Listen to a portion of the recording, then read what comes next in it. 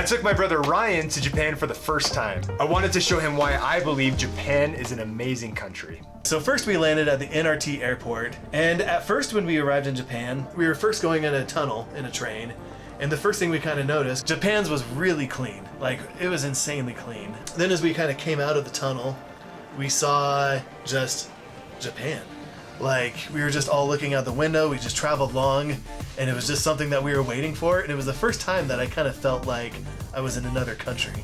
I remember the first thing I noticed were like these tiny little pickup trucks, and I just loved them from the start. And so every single time during the trip I saw those pickup trucks, I had to film it because I just loved them so much. Yeah, we were going through Japan, we saw Mount Fuji, and what was cool too is like there were some people that were on one side of the train, and they were looking at us and they could tell it was our first time because we're just staring out the window like, oh, just all wide-eyed and just super happy. And then one of the people just kind of moved from one of the seats to the other to clear some room for us to get a better view.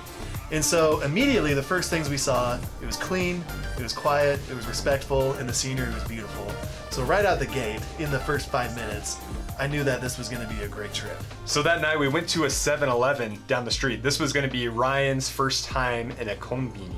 And it's completely different as a foreigner when you step into a konbini. There's snacks, there's foods that you've never seen before in your life, and so many of them taste so delicious. There was so much food, and it looked so good. What was really nice too is it all was pretty inexpensive. Like, you could buy a lot of food there for a really cheap price. I saw the drink Pocari Sweat. So I did a reaction with Jason a long time ago, and we reacted to the Pocari Sweat commercial, which was an awesome commercial, so good job on the advertising because it got me. And so I actually remained loyal to that Pocari Sweat drink the entire trip. It was so good. I love that drink so much. I don't even know what it was. I know it was water and something else, but it was really good.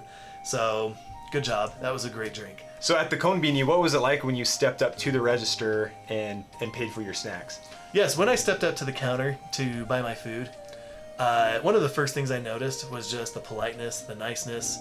Unfortunately, when I went to Japan, I didn't know a single Japanese phrase, except obviously, domo arigato. And so the first thing that I kind of noticed is when she bowed, she was just like, oh, arigato gozaimasu. And so I was like, I was not used to bowing. That was something that was very new to me.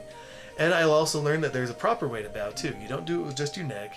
You don't do it from like your spine. You do it with your hips all the way down. I mean, I'm not gonna lie, in the United States, a lot of the cashiers barely even look at you.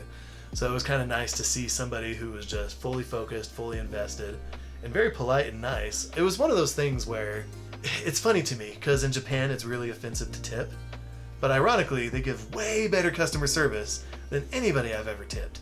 So I thought that was really interesting. Our first stop of the day was Asakusa, where we went to the Sensoji Temple. That place was actually really fun. It was also really cool to see all the different shops. One of them had like these little machine conveyor belt things where some kind of pastry was being cooked. It was really good looking. The Sensoji Temple feels really special just when you're there, because you're in the very busy city of Tokyo, but at the Sensoji Temple I feel like there's almost like a quiet reverence that you're able to feel. So it feels very special and very unique, and you could tell it's extremely important to everyone that's there. And so you want to be very respectful while you're there. So we had to be on time to Shibuya Sky or we would miss our appointment. And if we missed our appointment, we wouldn't be able to go to Shibuya Sky on this trip. We were so close to missing it, which is crazy because like if you miss it, you'll probably, well, I probably never would have had another chance to see it. With 2 minutes to spare. We were supposed to be here at 3:20, we're here at 3:19. We found it somehow. And so we made it to our appointment just in time. And that place was incredible, by the way. So I'm actually pretty scared of heights. So I just remember when we got to the very top and got to the glass thing, and you're kind of looking at the city and the view just keeps getting lower and lower as you get closer and closer to that window. And I just remember thinking, oh my gosh, I'm gonna die here. So that place was really cool. Phenomenal. But getting close to that glass was also pretty terrifying. We really like Shibuya Sky because you have a great view of Shibuya Crossing. We ended that night exploring Shibuya and we tried ramen. That's one of my favorite things to eat in Japan is the ramen. We woke up early to head to Kyoto on the Shinkansen. So there's this bullet train in Japan, which all of you know about, but it's really fast. It's really fast. I just remember when it came whooshing in, It just felt like just the wind that came from it was just shocking. It was crazy how fast it was. Then we got on the train. So essentially what would have been probably about a 5 to 6 hour drive ended up for us just being about an hour. It was amazing. So we were in this bullet train for quite a while. And what was really neat about it is we started to drive through what I later discovered was one of my more favorite parts of Japan, was the rural, smaller towns that we got to kind of drive through. I saw a lot of those tiny little trucks, and so that was one of my favorite things I saw. Again, my favorite thing in Japan were those little trucks. We got to see Mount Fuji, which was beautiful. That mountain still to me, I mean, I know it's a volcano, but that mountain still to me like makes no sense, because you have this giant mountain in the middle of the island. There's no mountains just leading up to it. It's just, boom, here's this giant mountain, and that's it. Like, it's kind of, it really sticks out. It's also wild how straight it is, too. Like, just the angles that it have, again, I still am not convinced that Japan is real. Just kidding. Because it's so clean, the mountain looks so perfect, it just doesn't make sense to me. And that's one thing we really love about riding the Shinkansen is how you can get a really good view of Japan just looking out the windows and all the towns that you pass through. Seeing rural Japan's really amazing. Yeah. It's just a really quick tour of Japan. So we stopped in Kyoto to see the Fushimi Inari Shrine. Now this shrine actually inspired the video game Star Fox. Oh, this is the Star Fox Shrine. Nice. Now as we're walking up, we're passing through all these red torii gates. Oh, it's so cool to see. We decided to take a path that not a lot of people were traveling by. So we were able to get away from the crowds and see more of this area and see some very cool shrines that maybe a lot of people don't know about. Yeah, so you go there and you see shrines and you see like little dates on them using my little Google Translate app. And you can see the time was 600 AD. And I just kept thinking how amazing that was, because we don't have any really relics like that at all in the United States, because our country was only founded like 200 years ago. So like, it was kind of interesting to see something that came in only 600 AD. It was pretty incredible to see. That was one of the highlights of my trip for sure, is I love the shrines. It kind of brought me back too to when Jason and I used to live in Tennessee, because a lot of the trees and a lot of the terrain was very similar. A few differences. There's a lot more bamboo. Another thing too is there's a lot of spiders in Tennessee. There's a lot of spiders in Japan. Only difference is your spiders were a lot bigger and scarier. After Kyoto, we went that night to Osaka. One of the great things about Osaka is that evening we didn't really have a whole lot planned. So it was kind of nice also, again, to be able to just kind of use that as a little bit of free time. And I spent my free time doing the thing I wanted to do since the first morning in Japan, which was ride that scooter. So I started riding that scooter throughout Japan. I quickly realized that the scooter is not very quick. So I decided to get an electric bike instead. The electric bikes were really fun. I started kind of going through Osaka, and I stopped at this stoplight at this intersection that was wild. It was like a 6-way intersection. It was crazy. And I was like, I don't know how I'm going to get home unless I loop all the way around in this separate direction. And as I was kind of stopped at that scary, terrifying intersection, I thought I was going to get hit by a car. But then out of nowhere, just this tiny little Japanese lady kind of pulls up her bike next to me. And then when the lights turned a certain direction, I wasn't exactly sure what, then she just kind of took off. And then I thought, I'm going to follow this because she's kind of my guiding star right now. So I start kind of going through this intersection a little bit from stop to stop. And one of the first things that I noticed was, even though my bike was electric, she was way faster in just her little basket with groceries. I just was shocked at how much faster this lady was than me. Now we start to head up to the mountains. We take a train to Ena Station. Here we ate a traditional Japanese dinner. I ordered the tonkatsu because the tonkatsu is delicious. I love to get that every time I go to Japan. It was really good. I thought it was really well done. I liked it a lot. Being in the cities is a really neat experience while in Japan, but there's something uniquely special about being in a small town like we were. We were able to see the sunsets, and it was really quiet and peaceful. That was one of the highlights. I loved that area there at Ena Station. I loved the small town. It's like the train station seemed old, but it also seemed clean at the same time. So that was something that just was really interesting to see, is how it looked. It looked like something from like an anime or something. And we were able to talk to some really kind Japanese people there. They were so nice. They even invited us to their house for a pizza party.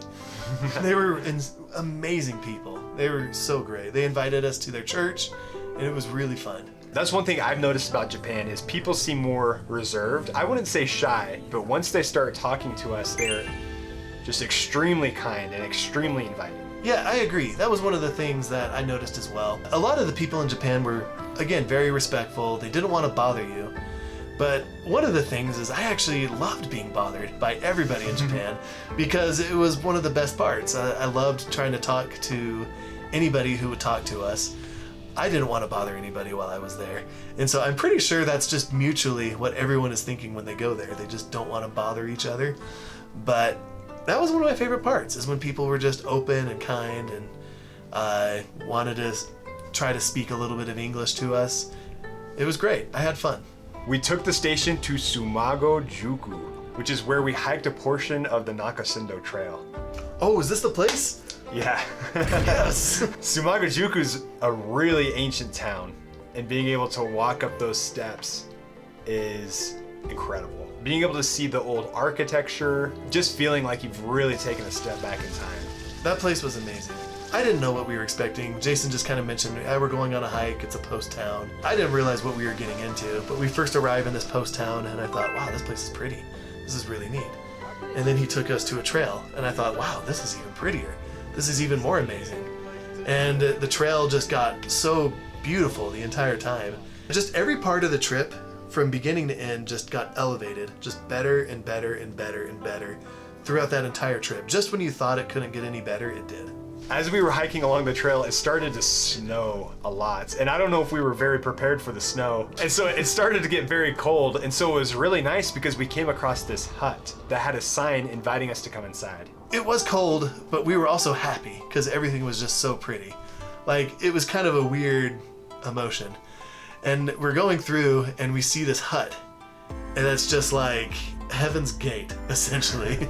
Like, we're just sitting there and there's this thing that just says enter. And we go in and it immediately smells amazing. And it's warm and there's just this guy in there and he's cooking tea. And he's just kind of saying, I guess what he does is he gives tea to kind of travelers going up and down the trail. And it was just so nice because we're all kind of huddled around like this little fire.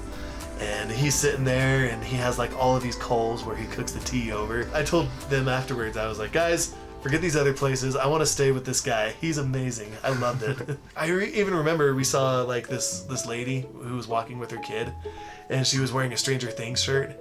And we said, hey, nice shirt. And then, she was like, oh, okay, cool, 1 second. And then so she went off into her house and then up to the top floor. And then she showed that her baby also had the same shirt. So she like held her baby out the window, was like, hey, check it out. And we were like, no way. And so that was really cool to see. And then I watched her walk out of the house and her cat followed her. And she like walked into a nearby restaurant with her cat. That was such a vibe. I loved it so much. Everything about that village was just so cool. And then the train was coming and it was like the last train of the day. And everyone was like, we need to hurry. We need to get to this train. And I just sat there to them and I was like, guys, I will sleep under a bridge. I do not care if we end up staying here a little bit longer. It was by far the most beautiful, serene place I've ever seen. This place is gorgeous. I am prepared to die here if we miss this bus. So then we take a train to Toyohashi. So Ryan decided to get a coin purse so that he could actually start carrying coins around. It was finally time that I grew up and got my own money purse. So he got a money purse. It was Kinopio, but in America we call him Toad. At Toyohashi, Ryan and I, late at night, we walked to a konbini to get some snacks. And as we're walking outside and we're walking home, 2 Japanese people saw Ryan with his Kinopio coin purse around his neck, and he was my protection. They saw him and they just started laughing. And they were super nice when we were there, but as we kind of turned the corner and walked away, we just heard them belting out laughing. I kept hearing the phrase, Kinopio, and just all this random stuff. And I thought it was kind of funny. So we attended church at one of our congregations that are actually in Japan. We met some really kind people there. And then after that, we went to go eat Okonomiyaki. Ah, yes. So we go inside to eat Okonomiyaki, and we felt bad because we had our suitcases and I felt like it was taking up a lot of room, but they still kindly let us come in and eat. As we ordered our Okonomiyaki, everybody stopped and turned to look at at us trying Okonomiyaki for the first time. The pressure was on. And I will say, I get the hype. That thing was so good. It was really good.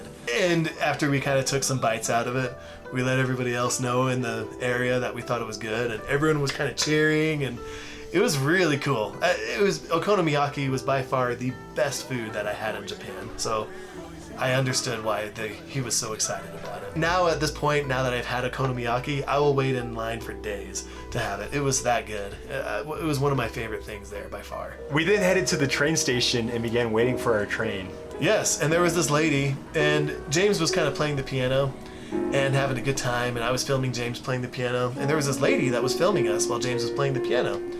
And we were like, oh, cool. James, you're doing a great job with the piano. And then we kind of started walking away, and the lady kept filming us. And I was like, I feel like I should talk to her just to say hi and see what's going on. And then it looked like she was actually filming me. And I was like, hey, how's it going? And she was like, so I pulled out the Google Translate, and I thought it was a mistranslation, but it came out, you look like sumo wrestler Balto.